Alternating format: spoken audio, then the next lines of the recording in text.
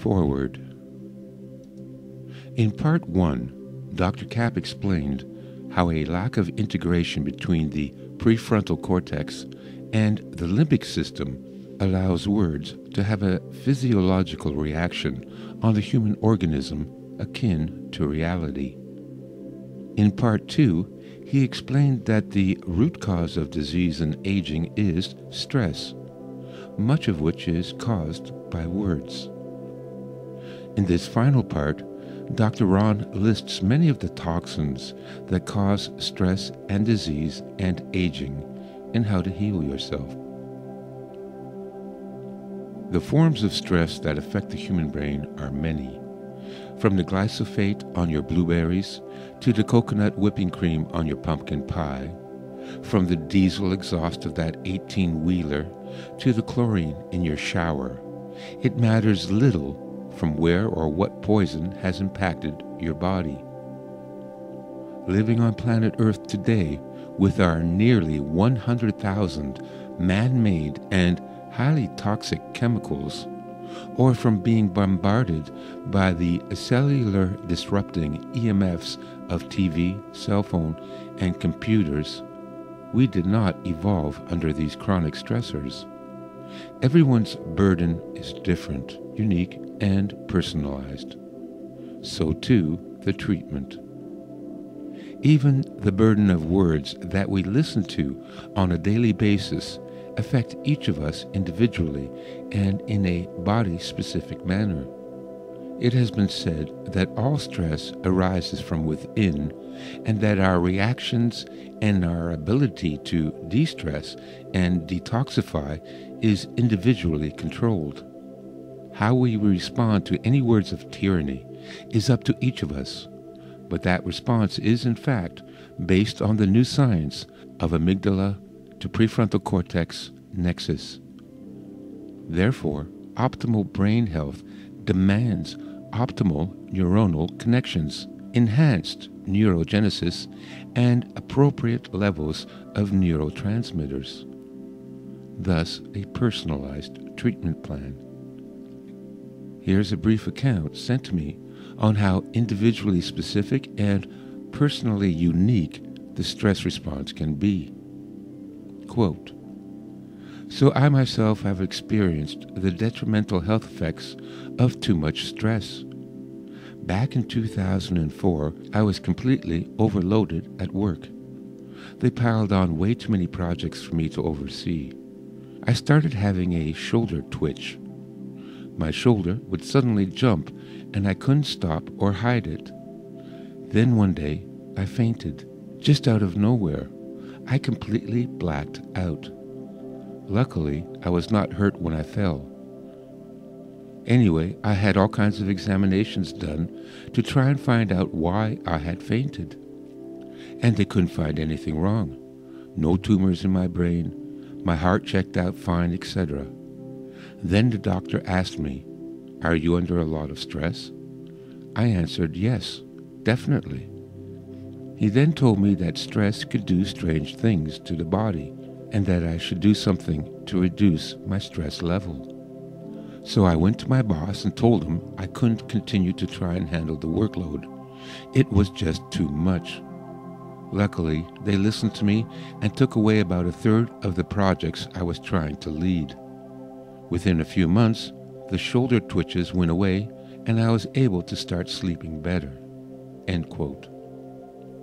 If only it was always so easy to counter the tyranny of words. Less work, less stress. Unfortunately, it is not always clear-cut, and ferreting out the many causes of stress is often fraught with confusion and anger. Patience is a virtue. Enter the doctor with the silver bullet, sleeping pill, or antidepressant, and voila, the symptom is resolved.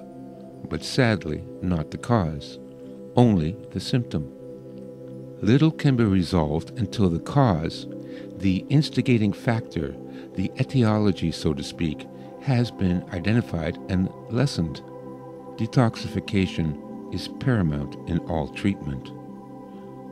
We may cut out the tumor, but if the patient continues to smoke, wellness is elusive.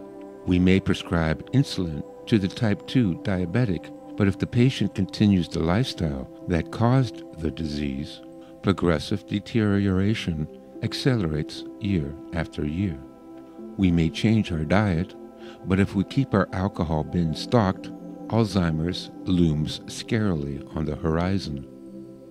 Although treatment should be personalized, individualized, unique, and specific, it is also possible to undertake a generalized plan of attack to circumvent the tyranny, the stress, or even the cellular damaging effects of the multinational chemical companies' plot to kill us all. Treatment.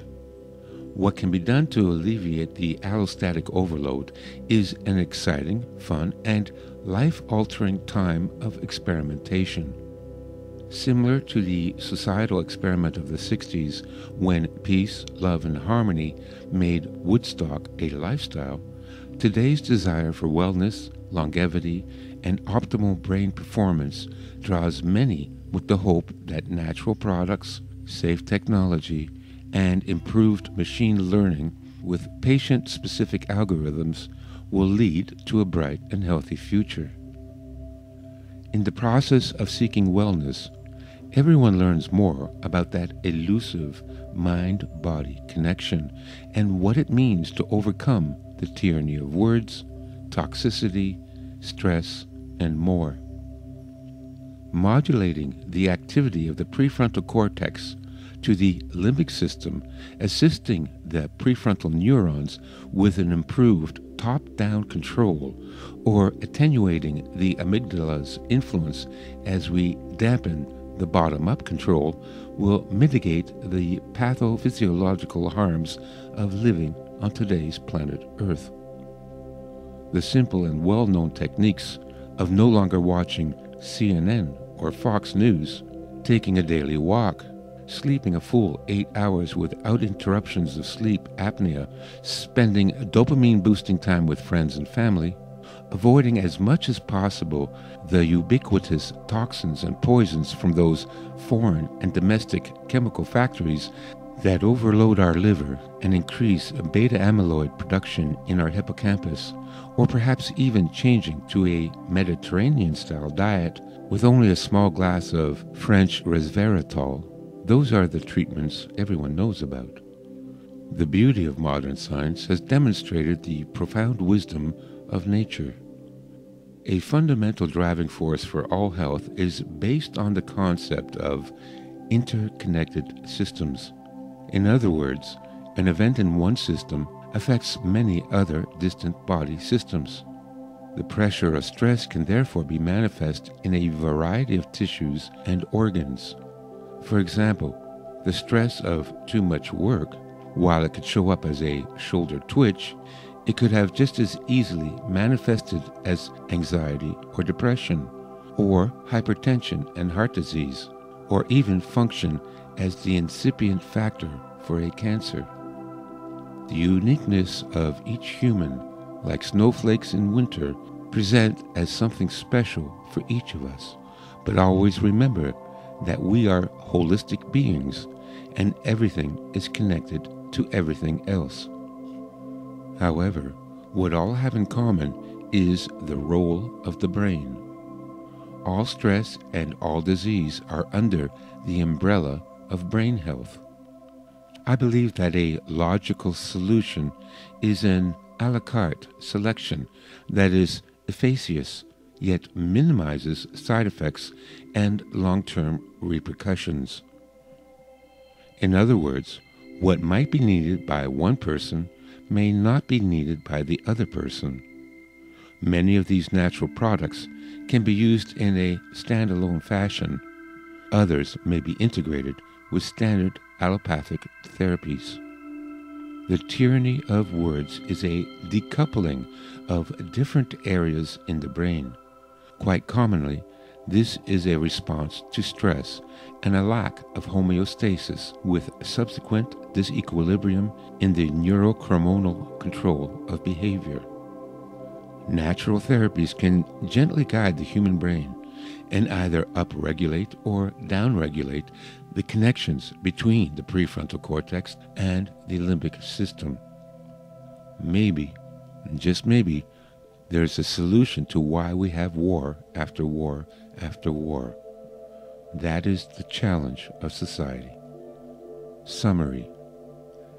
Dr. Kapp has explained that the source of disease and even aging is a result of toxicity. We are being poisoned both externally and internally.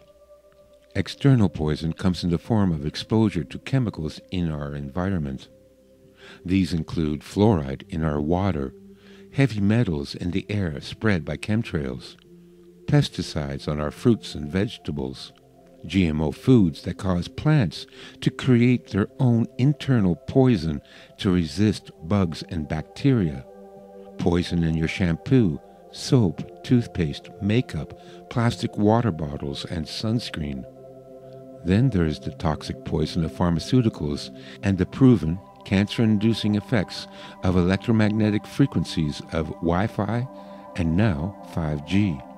The treatment is something you've all heard 100 times before.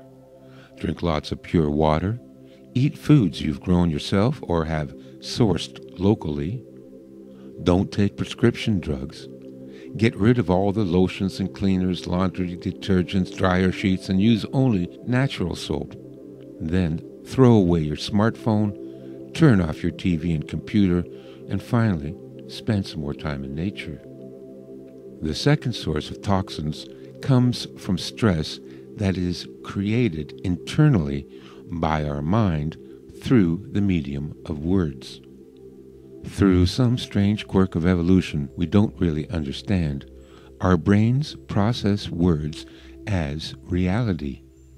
One theory that is echoed by many philosophers and spiritual teachers is that most people are under hypnosis, in a semi-trance state.